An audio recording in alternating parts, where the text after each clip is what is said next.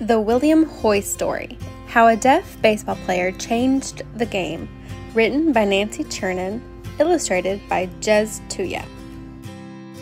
William scooped dust to dry the sweat off his slick rubber ball.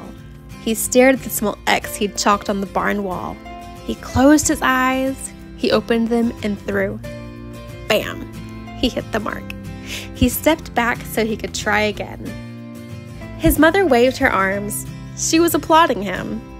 She touched her fingers to her mouth to signal eating. He read her lips as she said, "Dinner." William pulled out his pad and pencil. He scribbled, "Just a few more. I want to be perfect for tryouts." His mother nodded. His family was passing the mashed potatoes around the table when William pushed open the door. He read his father's lips, telling him to wash up for dinner. He also read what his father's lips mouthed to his mother. "Baseball," his father said, shaking his head. "It will never last."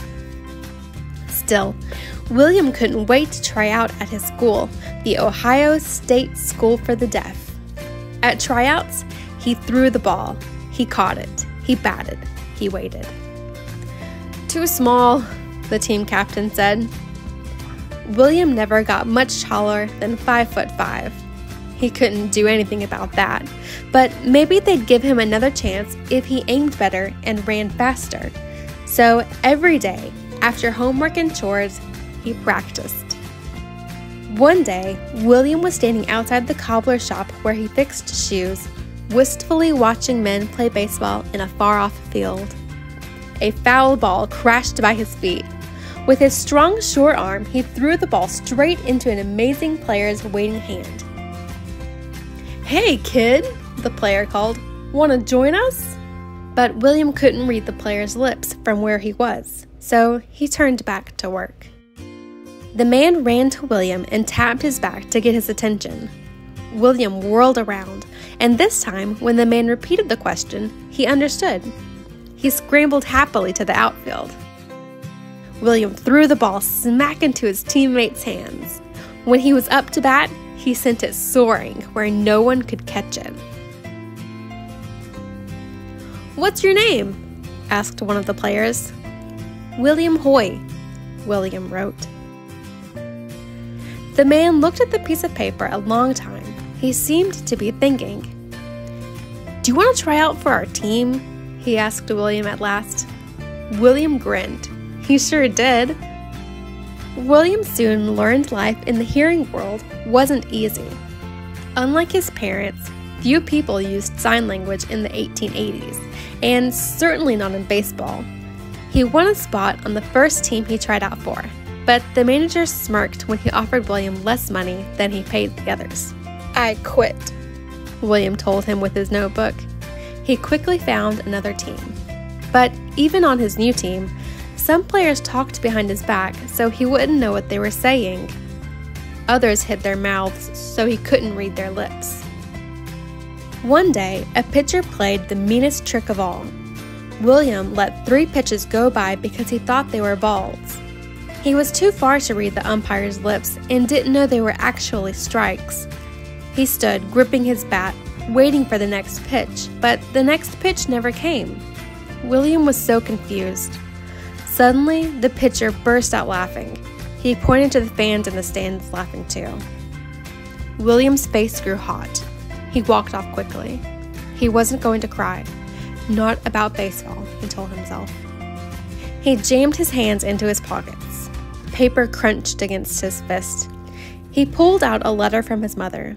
He read again how much she missed him. William missed his family too. He remembered how his mom would raise her arms to applaud him. That's it. William pulled out his pad and drew pictures. He scribbled words next to the pictures. He wrote. He ran to find the umpire. The umpire read William's notes. "Yes, that could work," he said. The next time William was at bat, the umpire raised his right hand for a strike and his left for a ball. He used American Sign Language symbols for safe and out. This time, William got on base. He stole bases. He scored. In his first year in the majors, he led the National League in stolen bases.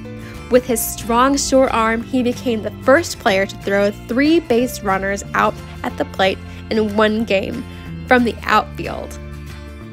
William taught his teammates signs so they could discuss plays without the other team hearing. They loved it. The fans enjoyed learning signs too. In those days before speakers and giant screens, hearing the umpire's calls from the back of the bleachers was hard to do. Now, even the farthest member of the crowd could see the signals. Teams begged for William. He played for several before signing with the Cincinnati Reds near his family's farm. William was proud to show his parents that the boy who didn't make the school team was one of the most popular players in baseball. When William stepped up to the plate, shaking his bat over his shoulder, fans knew he'd hit or walk his way to first, then swiftly steal his way around the bases.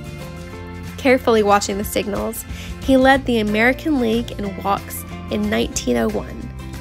He was called the King of Center Field because for 10 years he was ranked among the top 5 outfielders to get hitters out by catching hard-to-reach fly balls. After William became a star, he thought nothing could surprise him. Then, one day, when he ran out onto the field, fans waved their arms from the stands just as his mother did when he was a boy. They waved hats, too. William said he'd never cry about baseball, but he did cry at the sight of deaf applause.